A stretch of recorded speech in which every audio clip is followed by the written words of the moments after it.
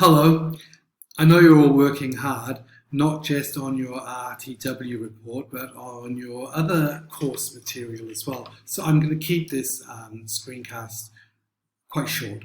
I want to talk to you about two or three things that are in your student guide that you have had your attention drawn to, but I just want to make sure that you are aware of what's going on, especially with the formatting.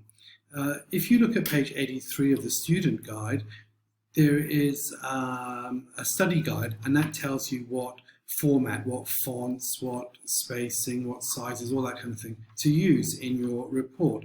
Now, I strongly recommend that you go to the document that you are working on for your report and you change the settings on that document to match the settings required in the style guide. It's much easier to do it now. Later on you might forget it, or I don't know. Just do it. You've got the chance, so do it. And if you look at the marking guide that has been sent to you, you will see how many points you could possibly lose for formatting errors. So it really is worth your while to get it done and get it done as soon as possible.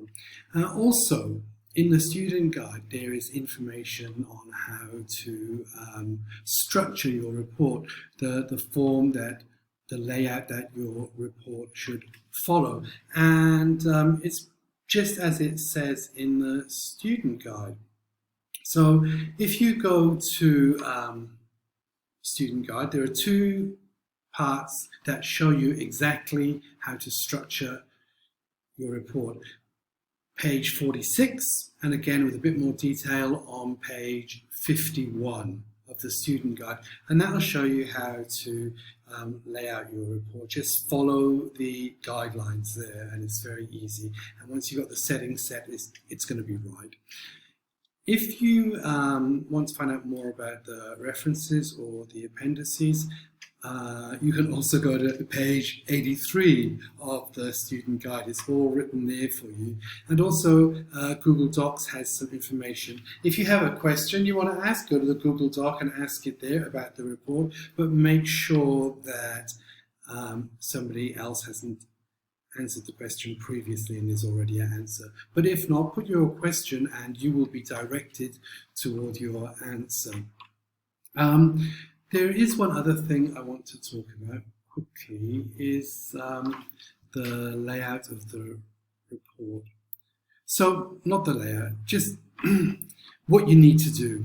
The marker, one way or the other, is going to look at all the items that you've got in your grid and then compare them to what's in your discussion. And they all have to be there, so they'll go, okay, flexible schedule, fewer overhead costs. So we look at opportunities. They got flexible work schedule, yeah, and reduced costs, yeah, and flexible and reduced. Nothing else?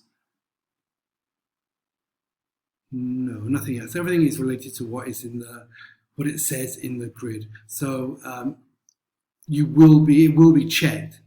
Do you discuss everything in the grid? Is everything in your discussion mentioned in the grid? The findings and the discussion are two separate parts of the report, though they do say the same thing.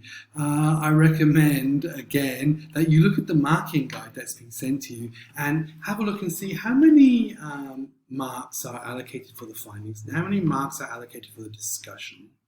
And what exactly do you have to do in order to obtain those marks? For example, how many items do you need in each grid? Is there, I don't know.